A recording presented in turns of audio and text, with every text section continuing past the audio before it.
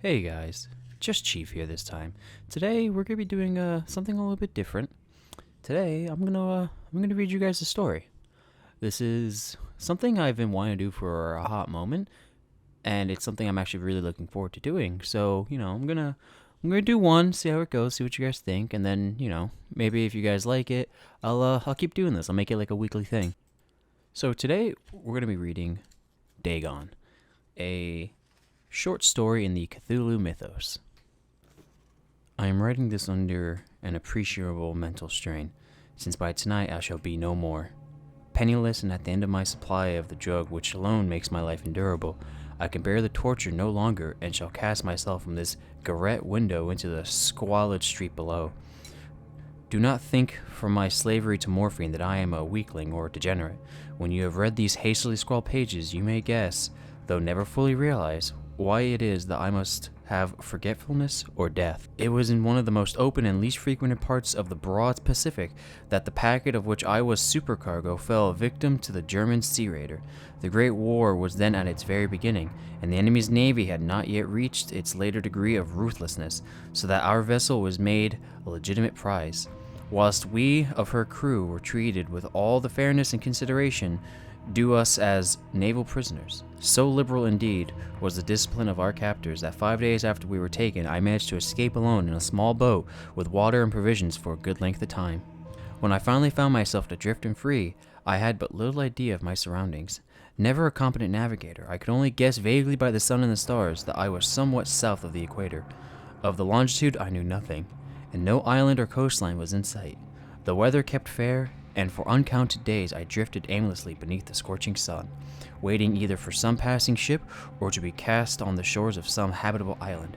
But neither ship nor land appeared, and I began to despair of my solitude upon the heaving vastness of unbroken blue. The change happened whilst I slept. Its details I shall never know, for my slumber, though troubled and dream-infested, was continuous.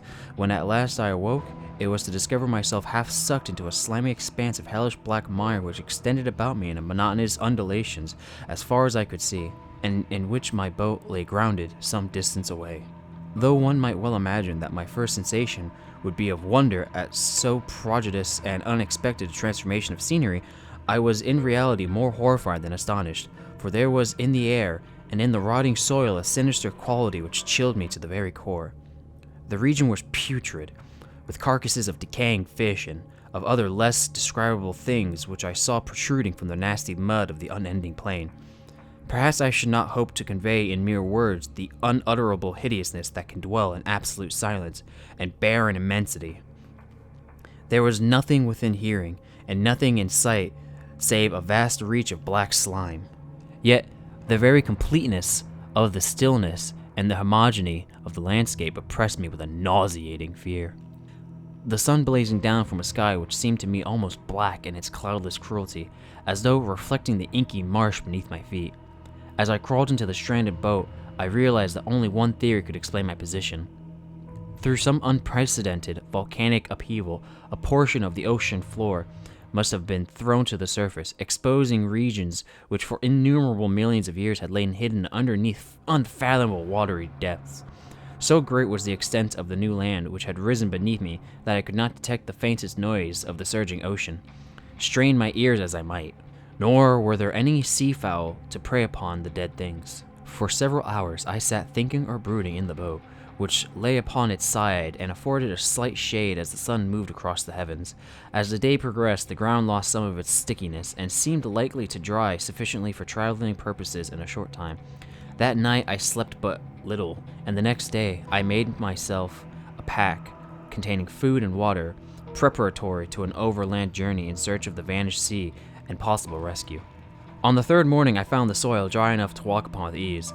The odor of the fish was maddening, but I was too much concerned with graver things to mind so slight an evil, and set out boldly for an unknown goal.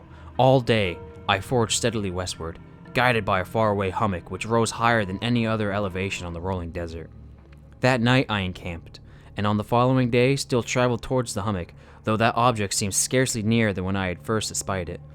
By the fourth evening I attained the base of the mound, which turned out to be much higher than it had appeared from a distance, an intervening valley setting it out in sharper relief from the general surface. Too weary to ascend, I slept in the shadow of the hill. I know not why my dreams were so wild that night, but ere the waning and fantastically gibbous moon had risen far above the eastern plain, I was awake in a cold perspiration, determined to sleep no more. Such visions as I had experienced were too much for me to endure again, and in the glow of the moon I saw how unwise I had been to travel by day. Without the glare of the parching sun, my journey would have cost me less energy indeed. I now felt quite able to perform the ascent which had deterred me at sunset. Picking up my pack, I started for the crest of the eminence. I have said that the unbroken monotony of the rolling plain was a source of vague horror to me, but I think my horror was greater when I gained the summit of the mound and looked down the other side into an unimmeasurable pit or canyon whose black recesses the moon had not yet soared high enough to illuminate. I felt myself on the edge of the world, peering over the rim into a fathomless chaos of eternal night. Through my terror ran curious reminiscences of Paradise Lost, and of Satan's hideous climb through the unfashioned realms of darkness. As the moon climbed higher into the sky, I began to see that the slopes of the valley were not quite so perpendicular as I had imagined. Ledges and outcroppings of rock afforded fairly easy footholds for a descent, whilst after a drop of a few hundred feet, the declivity became very gradual. Urged on by an impulse which I cannot definitely analyze, I scrambled with difficulty down the rocks and stood on the greater slope beneath, gazing into the Stygian deeps where no light had yet penetrated. All at once, my attention was captured by a vast and singular object on the opposite slope, which rose steeply about 100 yards ahead of me, an object that gleamed whitely in the newly bestowed rays of the ascending moon. That it was merely a gigantic piece of stone, I soon assured myself, but I was conscious of a distinct impression that its contour and location were not altogether the work of nature.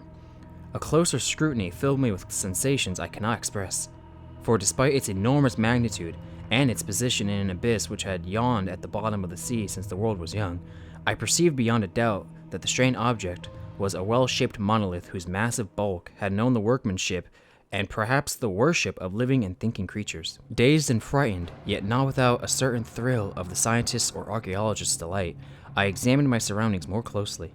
The moon, now near zenith, shone weirdly and vividly above the towering steeps that hemmed in the chasm, and revealed the fact that a far-flung body of water flowed at the bottom, winding out of sight in both directions, and almost lapping at my feet as I stood on the slope. Across the chasm, the wavelets washed the base of the Cyclopean monolith, on whose surface I could now trace both inscriptions and crude sculptures. The writing was in a system of hieroglyphics unknown to me, and unlike anything I had ever seen in books, consisting for the most part of conventionalized aquatic symbols such as fish, eels, octopi, crustaceans, mollusks, whales, and the like. Several characters obviously represented marine things, which are known to the modern world, but whose decomposing forms I had observed on the ocean-risen plain. It was the pictorial carving, however, that did most to hold me spellbound. Plainly visible across the intervening water on account of their enormous size were an array of bas-reliefs whose subjects would have excited the envy of a Dore. I think that these things were supposed to depict men, at least a certain sort of men. Though the creatures were shown to sporting like fishes in the water of some marine grotto, or paying homage at some monolithic shrine which appeared to be under the waves as well. Of their faces and forms I dare not speak in detail, for the mere remembrance makes me grow faint. Grotesque beyond the imaginations of a Paul Bulwer, they were damnably human in general outline despite webbed hands and feet. Shockingly wide and flabby lips, glassy, bulging eyes, and other features less pleasant to recall. Curiously enough, they seem to have been chiseled badly out of proportion with their scenic background, for one of the creatures was shown in the act of killing a whale, represented as but little larger than himself. I remarked, as I say, their grotesqueness and strange size, but in a moment decided that they were merely the imaginary gods of some primitive fishing or seafaring tribe. Some tribe whose last descendant had perished eras before the first ancestor of the Piltdown or Neanderthal man was born. Awestruck at this unexpected glimpse into a past beyond the conception of the most daring anthropologist, I stood musing, whilst the moon cast queer reflections on the silent channel before me. Then, suddenly I saw it. With only a slight churning to mark its rise to the surface, the thing slid into view above the dark waters. Vast, Polyphemus-like, and loathsome, it darted like a stupendous monster of nightmares to the monolith, about which it flung its gigantic scaly arms, the while it bowed its hideous head and gave vent to certain measured sounds. I think I went mad then. Of my frantic ascent of the sloping cliff, and of my delirious journey back to the stranded boat, I remember little. I believe I sang a great deal, and laughed oddly when I was unable to sing. I have distinct recollections of a great storm sometime after I reached the boat. At any rate, I know that I heard peals of thunder and other tones which nature utters only in wild and terrible moods. When I came out of the shadows, I was in a San Francisco hospital, brought thither by the captain of an American ship which had picked up my boat in mid-ocean. In my delirium, I had said much, but found that my words had been given scant attention. Of any land upheaval in the Pacific, my rescuers knew nothing, nor did I seem it necessary to insist upon a thing which I knew they could not believe. It is at night, especially when the moon is gibbous and waning, that I see the thing. I tried morphine, but the drug has given only transient surcease, and has drawn me into its clutches as a hopeless slave. So now I am to end matters, having written a full account for the information or for the contemptuous amusement of my fellow men. Often I ask myself if it could not have all been a pure phantasm, a mere freak of fever as I lay sunstricken and raving in the open boat after my escape from the German man of war. This I ask myself, but ever does there come before me a hideously vivid vision in reply. I cannot think of the deep sea without shuddering at the nameless things that may at this very moment be crawling and floundering on its slimy bed, worshipping their ancient stone idols, and carving their own detestable likeness on submarine obelisks of water-soaked granite. I dream of a day when they may rise above the billows to drag down in their reeking talons the remnants of puny, war-exhausted mankind, of a day when the land shall sink and the dark ocean shall flood, ascend amidst universal pandemonium. The end is near. I hear a noise at the door, as of some immense slippery body lumbering against it.